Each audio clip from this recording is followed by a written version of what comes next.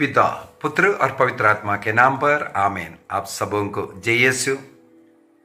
पुण्य सप्ताह में आज हम लोग मनन चिंतन करेंगे ईसा मसीह के यरूशलेम प्रवेश के पूर्व में मसीह ने अपने दो शिष्यों को यह कहते हुए भेजा था, सामने के गांव में जाओ, वहां पर पहुंचने पर एक बछड़ा, गधा का बछड़ा बांधा हुआ मिलेगा जिस पर अब तक कोई नहीं सवार हुआ है।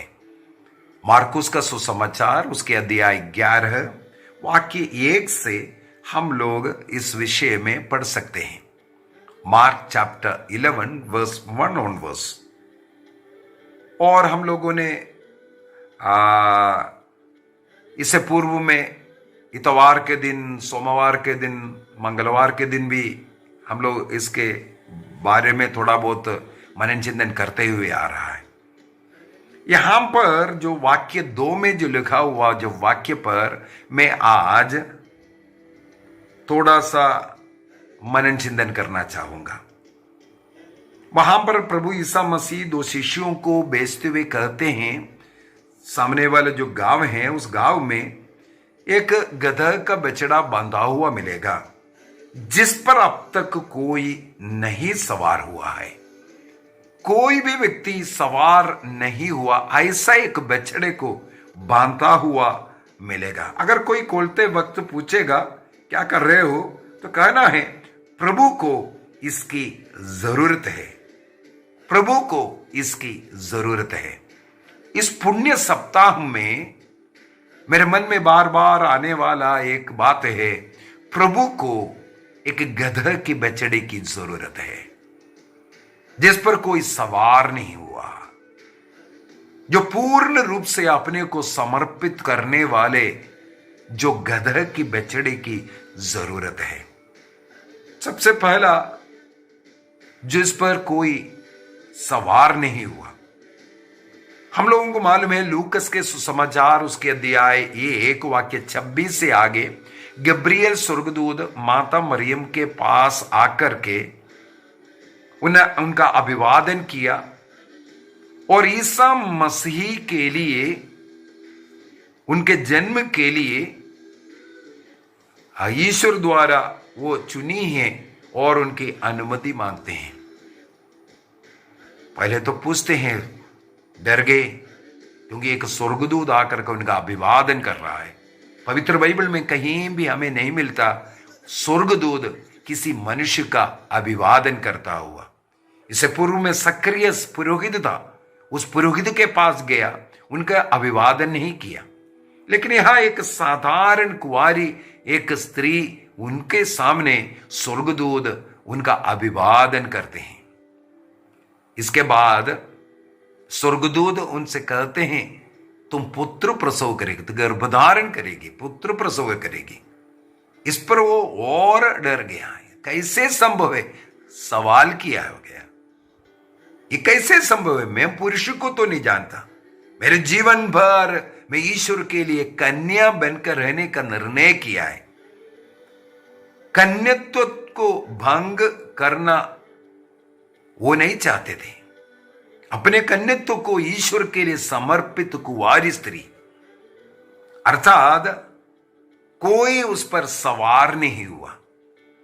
ईश्वर ने अपने लिए ऐसा एक जगह, एक बच्चेदानी को इस्तेमाल किया जहां पर कोई सवार नहीं हुआ, कोई व्यक्ति उसमें प्रवेश नहीं किया था।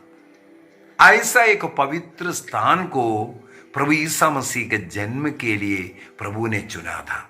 उसी प्रकार ये जन्म की विषय है।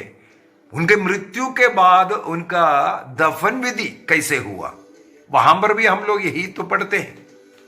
जहां क्रूस मृत्यु हुआ उसके पास में एक बगीचा था, वहां पर एक कब्र था जिस पर किसी को कभी दफनाया नहीं था।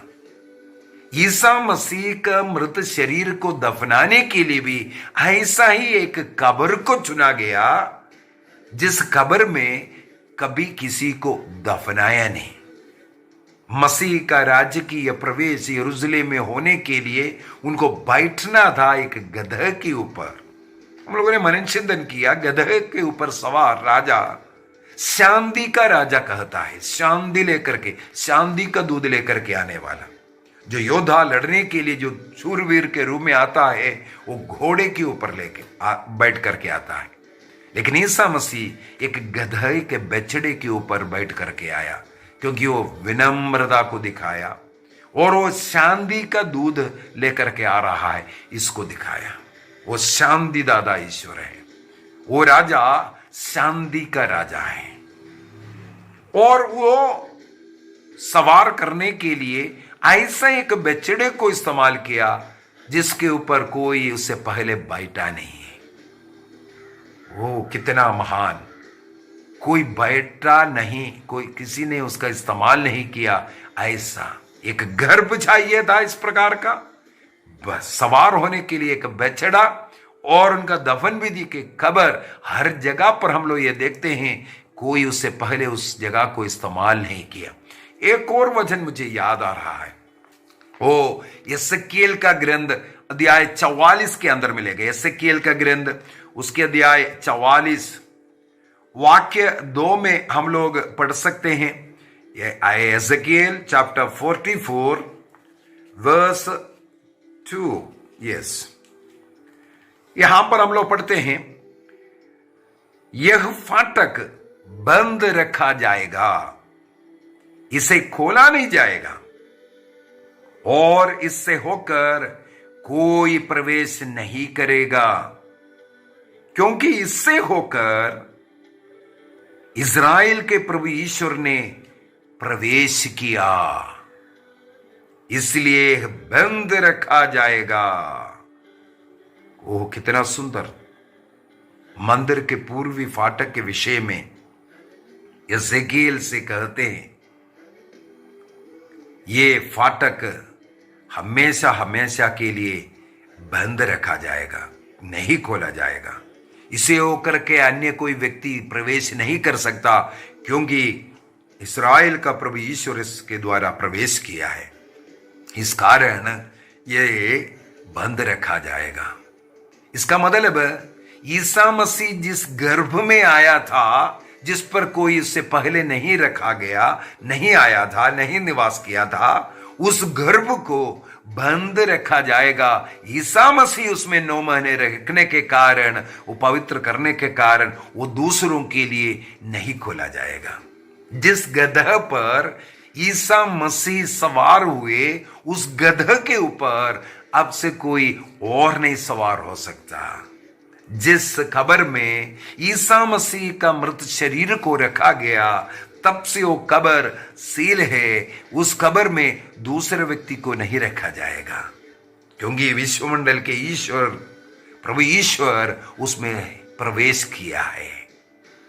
इसका मतलब एक बात और हमें स्वीकार करना है, माता मरियम के गर्भ में यदि प्रभु ईसा मसीह जन्म लिया है, दूसरा अन्य बच्चे उस गर्भ से जन्म नहीं हो सकता है। हमने कई क्लास उसके ऊपर ले चुका है। बाइबल के अंदर 4 भाई और कुछ बहनों के विषय में लिखा हुआ है। वो ईसा मसीह का अपना खुद का भाई बहन नहीं, बल्कि अन्य जो रिश्तेदार है उनके बच्चे, उसके विषय में हम लोगों ने पहले मनन चिंतन कर चुका है। तो यहाँ पर हम लोगों ने यही इस सप्ताह में, पुण्य सप्ताह में मनन चिंतन करना है। प्रभु को सवार होने के लिए एक गधा की जरूरत है, जिस पर कोई और सवार नहीं होता है। क्या इसका मतलब है? सबसे पहले गधा एक विनम्रता का और शांति लेकर के जाने वाला एक जानवर के रूप में हम लोग स्वीकार करते हैं, और ये बाइबल के अनुसार ये माना जाता है। और उस पर सवार व्यक्ति भी उसी प्रकार का व्यक्ति। ईसा मसीह ने मत्ती का सुसमाचार अध्याय 11 वाक्य 29 में, मैथ्यू चैप्टर 11 वर्स 29 में कहा, तुम मुझसे सीखो, मैं स्वभाव से कितना विनम्र है। योहन का सुसमाचार अध्याय 13 वाक्य 15 में भी, जॉन चैप्टर 13 वर्स 15 में भी हम लोग पढ़ सकते हैं ईसा मसीह अपने शिष्य लोगों का पैर धोते हैं। इसके बाद प्रभु कहते हैं, मैंने तुम लोगों के लिए एक उदाहरण प्रस्तुत किया। वो गुरु होकर शिष्यों का पैर धोकर इतना विनम्र बनकर के उन्होंने एक उदाहरण हम लोगों को दिया। वो स्वभाव से कितना विनम्र है। संत पौलुस से फिलिपियों को लिखते हैं, फिलिपियों का पत्र अध्याय 2 वाक्य 6 से आगे अगर हम पढ़ेंगे, ईसा मसीह वास्तव में ईश्वर था, ईश्वर की बराबरी कर सकता था, लेकिन उन्होंने अपने को शून्य बनाया, जीरो बनाया।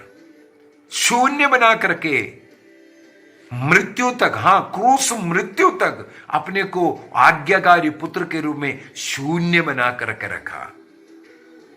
इस प्रकार हम लोगों के लिए मसीह ने एक उदाहरण प्रस्तुत किया विनम्रता का। तो गदह विनम्रता का चिन्ह है।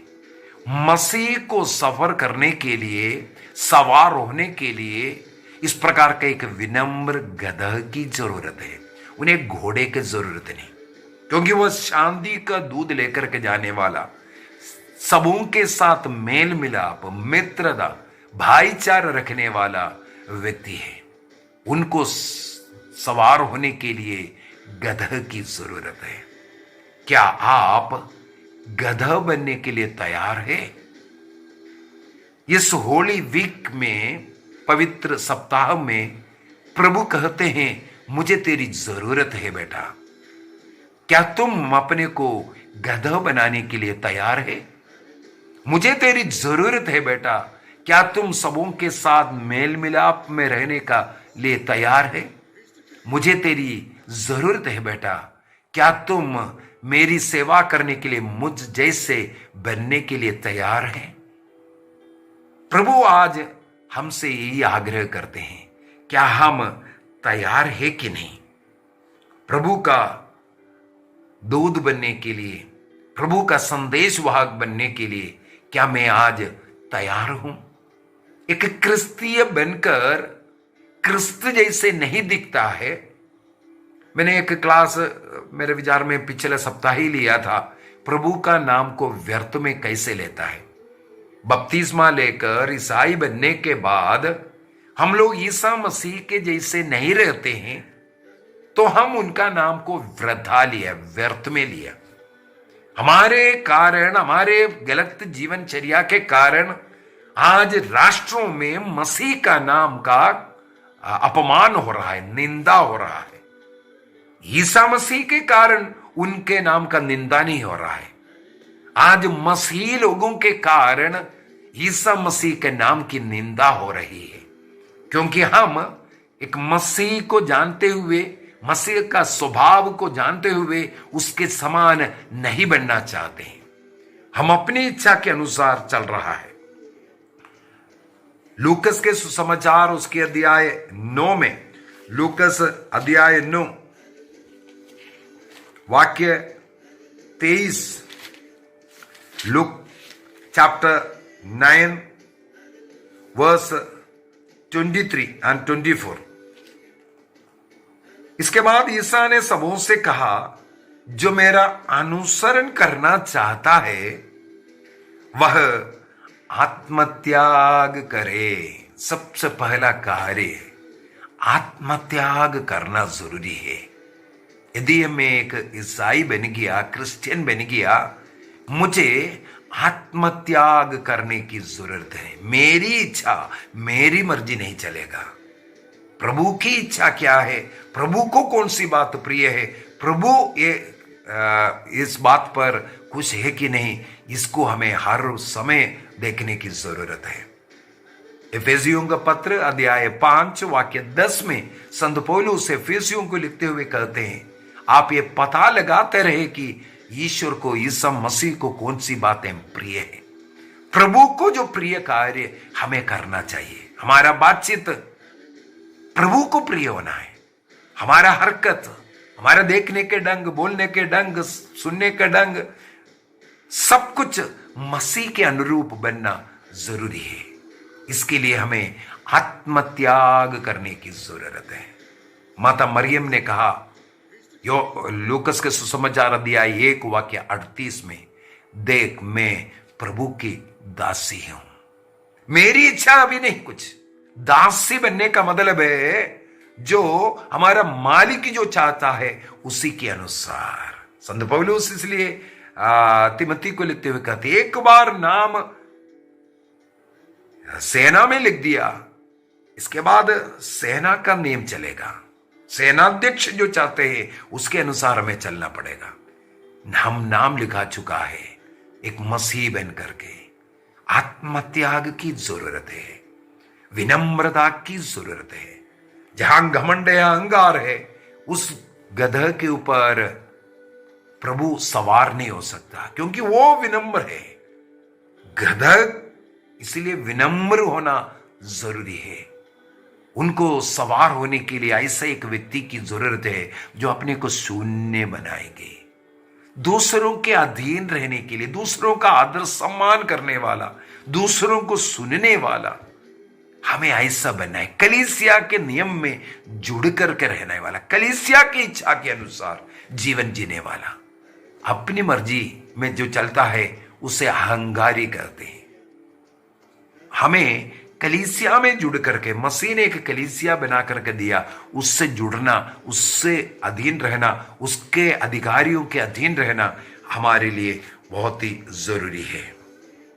जब तक हम इस प्रकार आत्मत्याग नहीं करेंगे, प्रभु के योग्य नहीं बन सकता।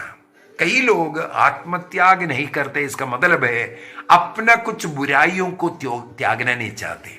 नशा नहीं छोड़ सकता, थोड़ा थोड़ा सा तो लेते हैं, वो शरीर के लिए अच्छा है। काम बहुत दिन भर कर रहा है, इसके बाद थोड़ा सा पीना है, कुछ न कुछ बगाना। इस प्रकार बोलते हुए अनेकों लोग अपने उस बुरी आदतों को नहीं छोड़ना चाहते हैं। वासना का, पाप का जीवन, व्यभिचार का जीवन जी रहा है, गलत दोस्तियां ये नहीं छोड़ना चाहता है। क्या कारण है? हम आत्मत्याग करने के लिए तैयार नहीं। जो मेरी इच्छा है, मुझे अच्छा लगता है, उसको त्यागना। अन्य लोगों की इच्छा क्या है उसके अनुसार चलना। प्रभु यही तो चाहता है। आत्मत्याग का मतलब है मेरी मर्जी, मेरी इच्छा, मुझे जो अच्छा लगता है उसको त्यागना, दूसरों को जो अच्छा लगने वाला कार्य करना शुरू करना। हम प्रभु का यदि गधा बनना चाहता है, आत्मत्याग करना और प्रतिदिन का क्रूस उठाना है। प्रतिदिन का क्रूस क्या है? प्रतिदिन के क्रूस में हम लोगों को जो अच्छाई का जीवन, सत्य का जीवन, ईमानदारी का जीवन जीना है, उसके अनुसार जीने के लिए कुछ कष्ट पीड़ा सहना पड़ता है। उस कष्ट पीड़ा रूपी क्रूस को उठाना, इसको प्रतिदिन का क्रूस कहते हैं। सत्य के जीवन के लिए, ईमानदारी के जीवन के लिए, पवित्रता का जीवन जीने के लिए, अन्य लोगों के अधीन रहने के लिए, कलीसिया से जुड़े रहने के लिए हमें थोड़ा सा कष्ट उठाना पड़ता है। नियम में चलने के लिए हमें थोड़ा कष्ट उठाना है, उस प्रतिदिन का क्रूस को उठाना। दूसरों की सेवा के लिए हमें कुछ कष्ट उठाना है। घर में ही बुजुर्ग माता पिता की सेवा करना, रोगियों की सेवा करना, अन्य लोगों की सेवा करना, उसके लिए कष्ट उठाना पड़ता है। उस कष्ट दूसरों की सेवा के लिए जब उठाता, वो हमारा प्रतिदिन का क्रूस है। जब अपने को विनम्र करते हुए शून्य बनाकर इस प्रकार का क्रूस उठाएंगे, तब हम मसीह का सवारी बनेंगे। हमें निर्णय करना है, क्या मैं इसके लिए तैयार हूं? लोग क्यों नहीं छोड़ना चाहते हैं? यदि हम लोग अय्यूब का ग्रंथ, जॉब चैप्टर 20, अय्यूब का ग्रंथ अध्याय 20 वाक्य 12 से 14 तक पढ़ेंगे, वहां पर लिखा हुआ है, लोग अपने को शून्य क्यों नहीं बनाता है, गधा क्यों नहीं बनाना चाहते। वहां पर बहुत अच्छा सुंदर एक वचन लिखा हुआ है, बुराई का स्वाद उसे इतना पसंद है कि वह उसे अपनी जीभ के नीचे छिपाता है। बुराई के स्वाद उन्हें अच्छा लग रहा है, इसलिए पाप की जिंदगी जी रहा है। हमें एक निर्णय करना है। ये स्वाद हमारे विनाश की ओर लेकर के जाएगा। ये स्वाद हमें स्वर्ग की ओर नहीं, हमारे विनाश का कारण बनेगा। और आगे लिखा है, उसे अपने मुंह में रखता और उसका तालू उसका स्वाद लेता रहता है, फिर भी उसका भोजन उसके पेट में कट्टू बनकर नाग का विष बन जाता है। ये बुराई करने वाला जो विकार्य है, चाहे तंबाकू खा रहा है, गुटखा खा रहा है, जो जीव के नीचे रखने वाला, या नशा पी रहा है, या वासना का पाप, विचार का पाप, चोरी, जो पैसा गलत कमा रहा है, ये सब आपको पाप, ये जो बुराई आपको स्वाद दे रहा है। इस कारण बुराई को त्यागना नहीं चाहते हैं, क्रूस नहीं उठाना चाहते हैं, आत्मत्याग नहीं करना चाहते हैं। आज इस पवित्र सप्ताह में, होली वीक में, प्रभु यही हमसे आग्रह करते हैं, बेटा बेटी, मैं तुम्हें चाहता हूं, क्या तुम मेरा गधा बनने के लिए, गधई बनने के लिए तैयार है? आइए हम अपनी आंखों को बंद करें। क्या उत्तर देंगे प्रभु को?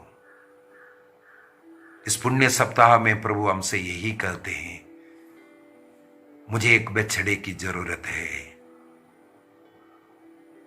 मुझे सवार होने के लिए दूसरी चीज, दूसरी वस्तु, उसके अधीन रहने वाला, शैतान को ऊपर रखने वाला, वो नहीं चाहिए। पूर्ण रूप से आत्मत्याग किया हुआ एक अच्छा पाप स्वीकार कर प्रभु के लिए अर्पित करने के लिए क्या आप तैयार हैं? यदि आप एक अच्छा पाप स्वीकार करेंगे, पाप को त्यागेंगे, अब से ऐसा ना करने का निर्णय करेंगे, आप प्रभु के लिए एक सुंदर बछड़ा बन गया। क्या आज आप तैयार हैं? निर्णय आपको करना है। प्रभु कहते हैं, बेटा बेटी, मुझे तेरी जरूरत है। पिता, पुत्र और पवित्र आत्मा के नाम पर आमीन। आप सबों को जय यीशु।